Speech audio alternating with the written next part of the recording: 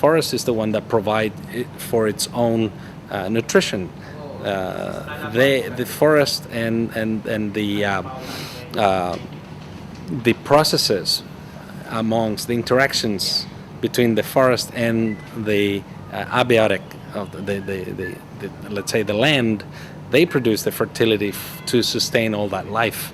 Once you retrieve that, then once you burn it basically, the soils become completely impoverished in 1 or 2 years after that. And then you have to start adding all kinds of fertilizers, and the only thing you're left with is probably the temperature and the rainfall. But still, the business speculators, they think they can make money out of everything, and they have a right to make money out of everything. So they go and clear those forests that took thousands of years in achieving their climax. Well, governments actually lately, this last decade, have been promoting logging. Yes, they have legislation that legitimizes and clear cutting also, and they say, well, you cannot expect people to do without the resources produced in forests. So in a sense, they are much more interested in the revenues from exploiting forests than in conserving forests, because of the values of having forests, which are not only aesthetic values, but are very important for the stability of the climate in the world, for the stability and to create the conditions for life in the planet. All the water cycle, most of the freshwater cycle, is linked to the functionality of forests. You cannot just go and plant trees and pretend that those are forests. Hence, you cannot just go and cut them and pretend that nothing will happen. You'll see, and we are seeing desertification processes all over the world, and that's mainly because the functionality of the forests have been eliminated by cutting the forest or by replacing them by tree plantations that can never be compared with a forest. The composition of a plantation is basically just one species taking huge swathes of land, and the composition of a natural forest is very different. The trees are, let's say, 1% of the whole composition. You got all kinds of different little animals creeping all over the place in the soil, the epiphytes, other plants, the shrubs, the undergrowth. That is life, and that is what's creating fertility. That's what filtering the water, that's maintaining the water so we don't have droughts or longer drought periods. So all of that is gone when you destroy a forest, and none of that is back when you just plant trees. It's a convenient law.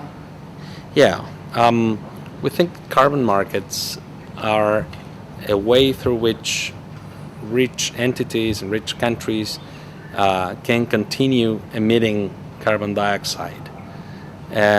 So the lie is that by paying someone to conserve forests, that will make any difference in the situation of the greenhouse balance in the atmosphere.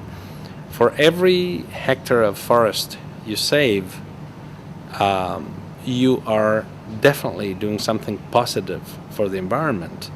But for every ton of carbon you emit, you're definitely causing harm. So those things shouldn't be linked together. Forests, as I said at the beginning, should be conserved because the Climate Change Convention already obliges countries to protect forests. They refer to the forests as sinks. Okay, they can call it that way, but they should protect them. And if you just pay money on top and continue emitting, you're not really tackling the problem, which is the emissions of greenhouse gases. namely CO2, carbon dioxide. So that's the main problem. So it's a very convenient lie because they are boasting, oh, we're gonna save the forest with this, and we're gonna get money for keeping our forests. But what they don't tell you is that they will continue emitting, and that the effects of those emissions are taking the whole planet to a very, very dangerous situation. We are reaching what the Intergovernmental Panel on Climate Change called dangerous climate situations. And we've been living in that danger for already quite a while now. If you look at any newscast, they'll tell you nearly every day of climatic catastrophes around the world, hurricanes in Central America, southern U.S., landslides in Peru due to unexpected rain, off-season rain, much stronger typhoons in the Pacific and in the Indian Ocean. All of that is nothing but the consequences of climate change. And the main reason for that climate change are the carbon dioxide emissions of industrialized nations and industrializing nations. So for that reason, already common sense told these people to negotiate a convention that says, okay, let's go out there and conserve our forests. So we don't need any more trading or any more horse trading. We should just go and fulfill the mandates of the convention. In other words, we should save the forest and stop the emissions. Oh, absolutely, yeah. Absolutely.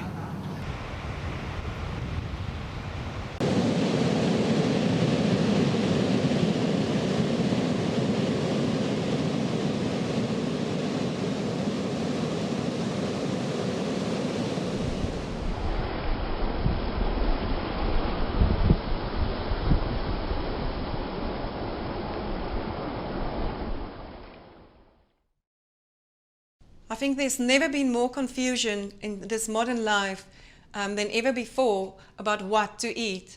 We have such an oversupply of food, but yet again so much confusion about this diet and that diet and all these fad diets going around, in all the scientific information coming out.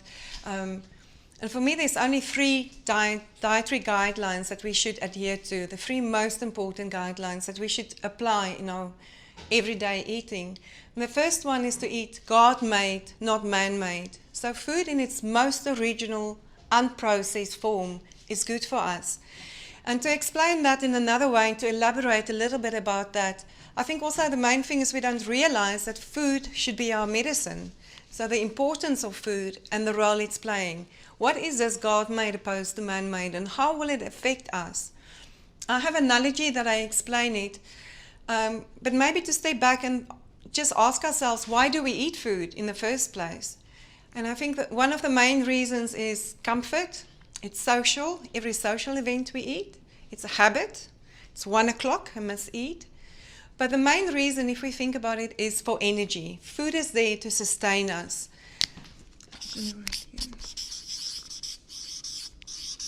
So we eat for energy. And if I feel low in energy, low in spirit, I crave that something. And typically somebody would eat a chocolate. Now what happens is that chocolate, the sugar in the chocolate is converted down to glucose. And that is turned in our system into energy. Now there's millions and billions of cells in our body. And in every cell, all these chemical reactions is taking place to convert sucrose to glucose to energy. It's not a chocolate coming out the other way. So it's phenomenal what this body can do. There's more than 7 trillion chemical reactions that take place in our body every second. It's phenomenal if we think we're like this huge factory, and all these, the most clever computer is our human system. Now every single one of these chemical reactions taking place need a specific enzyme to catalyze those reactions, to make the reaction happen.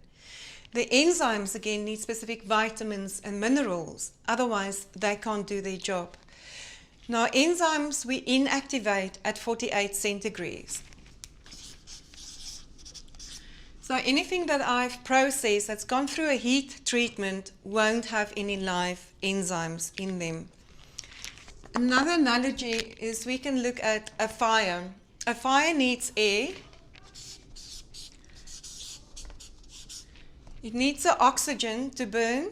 And then the glucose, that's our carbohydrate. That's the energy source. That's the firewood to build that fire. So I have a nice stacked fire. And I have enough oxygen around that fire. But what do I need to get that fire to burn? That would be a match to light and strike that fire. That is the enzymes, vitamins, and minerals to spark those reactions into reality. Now, we can also look at the carbohydrates, the proteins, the fats, but the carbohydrates as the petrol for your car. Okay, so our car needs petrol to perform, and it's an energy source, but it also needs oil. That's the enzymes, vitamins, and minerals. The micronutrients is the oil to keep that engine functioning. Now, if I eat my chocolate, the sugar is converted to glucose, and this is turned into energy, and it sparks more than 7 trillion chemical reactions per second, each needing an enzyme, vitamin, and mineral. Then we have to ask ourselves, these enzymes, vitamins, and minerals, are they in the chocolate? I'm talking about a normal chocolate bar. Would there be any live enzymes? If we think that enzymes are destroyed at 48 centigrades, there would not be any live. And there's hardly any vitamins and minerals in that slab or that bar of chocolate. Now, if it's not in the chocolate, where will my body get these nutrients to help my body to convert the sucrose to glucose to energy? Because I'm not eating an apple with the chocolate, supplying it.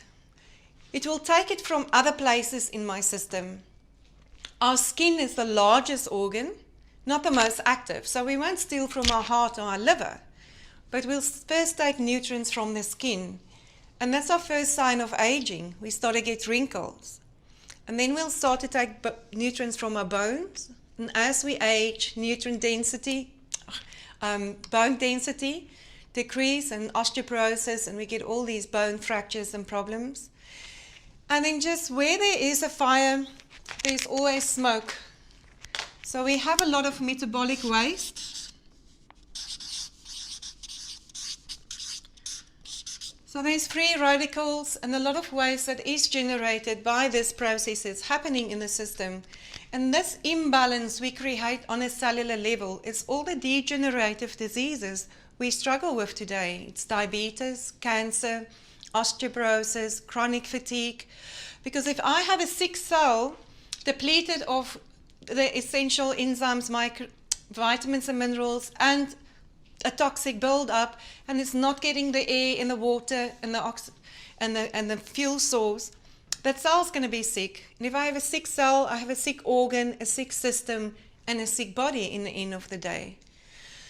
So we have to look what we put into our body. Anything that you put in your mouth, you must ask yourself, am I now giving to my system, or am I actually taking away? We think of that chocolate as extra kilo on the hip. We don't see it as something that's actually depleting the system of nutrients. Now, if we think of sugar cane, it's a live plant growing there with all the enzymes, vitamins, minerals, the fiber. Everything is in that plant that's needed to convert the sugar, the sucrose, to glucose, to energy. But what do? It's that white sugar stripped away and isolated, refined and isolated and stripped away of all these important nutrients. So if we think that's the bulk of what we eat is carbohydrates, but it's this processed carbohydrates. It's also in our grains, in the hull or the husk, the outside layers of the grain, where we have the most nutritional value. And with all the processing and refining, we lose all those nutrients. It's white rice, it's white pasta, it's pizza in the morning, pizza for lunch or supper. It's white bread.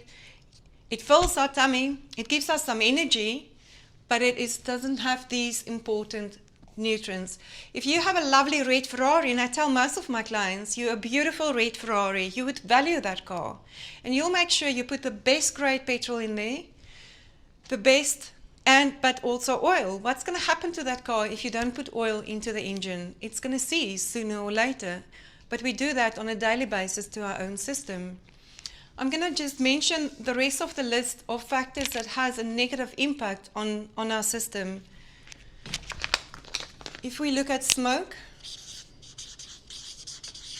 nicotine is a stimulant, so it stimulates reactions, but it's not supplying nutrients to support that stimulation. It will deplete a lot of zinc, it will increase heavy metal cadmium, and it will also deplete lots of vitamin C from the system. So it's not only tar on the lungs, but I create a lot of imbalances in my system. If we look at alcohol, in red wine, there's a high sugar content. The sugar needs to be metabolized and broken down. The alcohol needs to be metabolized. It stimulates a lot of reactions. It's put a lot of stress, the phenols, on my detoxification channels. And it needs nutrients. It will need enzymes, vitamins, and minerals to support those, which is not supplied by the alcohol, by the wine, or the beer that I drink. So I deplete nutrients from my system. And the same with caffeine. That cup of coffee that I drink in the morning to kickstart my engine gives energy, it gives that boost, but it's not supplying the nutrients to sustain and maintain. Also, the problem with alcohol and caffeine, it dehydrates the system. It has a diuretic effect, and that will even furthermore wash nutrients out of my system. And then if we look at additives, all the colorants and flavorants and preservatives that's added to food, all these synthetic chemicals. My body is so uniquely designed. If you think of 7 trillion chemical reactions that can transform a chocolate to energy. But now I put this strange, funny, synthetic molecule or chemical inside my body. Your cells don't know what to do with that. So it stores it in the fat cells, and there they build up and they accumulate. Many of these chemicals are carcinogenic. They will cause cancer in the long run. They build up in our system, and they put a lot of stress on the liver to try to break that down and to detox it, taking more nutrients from our system. And something like tartrazine will bind to zinc, so it depletes more nutrients. And then if we look at medication, because many people don't relate illness to food. If we're ill, we go to the doctor and we get a drug to treat us. But medication will treat a specific symptom. If I have a headache, I will drink a pain pill. But I don't have a headache because I've got an aspirin deficiency. It will simply block a pain reaction, or it will stimulate another reaction. But it's not addressing the real cause of why I have a headache. It's most probably because I dehydrated, magnesium deficient, or toxic blood circulating through my head. And then just another factor. Last but not least is stress we're exposed to in our daily life. We don't every day run away from a lion and breathe fast and your heart beats fast, but it becomes like a chronic internal stress, just our everyday lifestyle. It's like driving that red Ferrari at high revs. So you'll burn more petrol, more oil, and more exhaust fumes. That whole acceleration of the aging process. It's important to handle stress, body, mind, and spirit. So not only to eat good food, but emotionally and spiritually balance my life and look at a healthy life. And then eating God-made, God-given food in its most unspoiled form. That's my fruits and vegetables, supplying the enzymes, vitamins, and minerals. We're supposed to eat 5 to 9 different fruits and vegetables per day, just to supply the enzymes, vitamins, minerals, antioxidants, the oil for my car, to keep my car going. Usually I limit it to 2 fruit a day. It's easy to eat 7 bananas and fruit salad, but it's a kale, broccoli, spinach, Brussels sprouts, celery that we don't eat on a daily basis, which is nutrient dense. So it's important to focus and realize this is the oil for my car to keep my engine going. I think today the big problem is we don't get the right nutrients into our diet. We don't eat the fruits and vegetables, we suppose, in the quantities we suppose. And even if we do, they're devoid of nutrients. Some of the oranges has 0% vitamin C in them because they hybridized, they're seedless, they're picked when they're grass green, the soil is depleted, and they're shipped around the world twice before they land on our plate.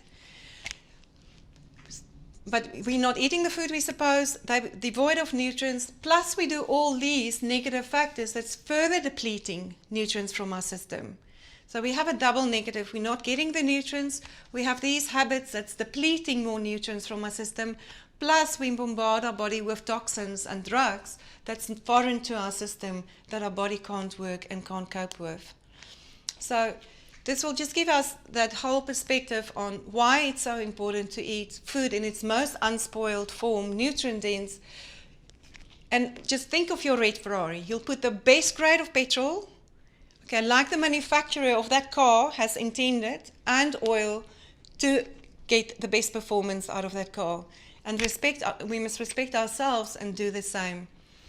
That's the first aspect of balanced nutrition. On the second one, I'll just focus on balance and proportions, and I think that is where the big debate lies, is what is the proportions and what should we eat? To me, it is to balance 20% of our diet. If this is our plate of food, 20% of that should be our complex carbohydrate. Complex carbohydrates is our sweet potato, butternut, our starchy veg, our whole grains, brown rice. And then 20% should be our protein. That can be animal and vegetable source of protein, our free-range eggs and pulses, our beans. And then 10% must be fats and oils. But 50% on our plate should be our salad vegetables. And every meal should be balanced like this. There's a lot of variation to this theme, but for me the realization came that this is how our body composition looked like. We are made of 60% water. 60 to 70% of our body composition is water. And this is our water phase. There's no water in protein, fats and oils. So, and then also this is very micronutrient dense. So we need all those micronutrients to sustain, like I've explained, our system. So the bulk of our diet, this is supplying the fiber, the water and the micronutrients. Our body composition is 20% protein. So it makes sense proportionally that that's the amount of protein we should get from our diet. And we shouldn't be more than 10-12% fat. That's an ideal body composition. So it makes sense that proportionally that should be our fat intake. Just also to note that complex carbs, proteins and fats are all acid forming, whereas our salad and vegetables is alkaline.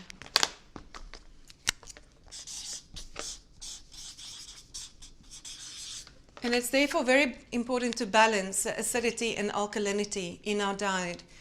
One would typically think just for breakfast in the morning, one can start with a lovely frittata with loads of salad, of vegetables in that frittata with free-range eggs, or an omelette with a lovely vegetable filling, or a smoothie made with fermented kefir milk and coconut and seeds and nuts in there, and berries and a banana and dates.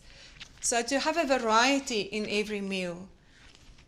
And then there's a big question and the argument about raw and cooked. I believe in balance. I don't believe in any dietary extremes. So 50% of our diet should be raw, where 50% of our diet should be cooked. When we expose food to heat, we destroy our enzymes and most of our vitamins. But many of our minerals are better absorbed from cooked food, like lycopene in tomatoes and carotene in carrots. So today I'll have it cooked in a stew or a soup, and tomorrow I'll have it raw in a salad. So the first point is God made these versus man-made. And then the importance of having balanced proportions and variety in our diet. And last but not least is our water intake. Most of people are just chronically dehydrated. It doesn't mean coffee and alcohol or sodas. We need to have a good purified form of water. We need 300 milliliters of water per 10 kilogram of body weight. So it depends on body weight how much water you'll drink. An average person of 60 kilogram will drink around 8 glasses of water to sustain and properly hydrate the system. Thank you.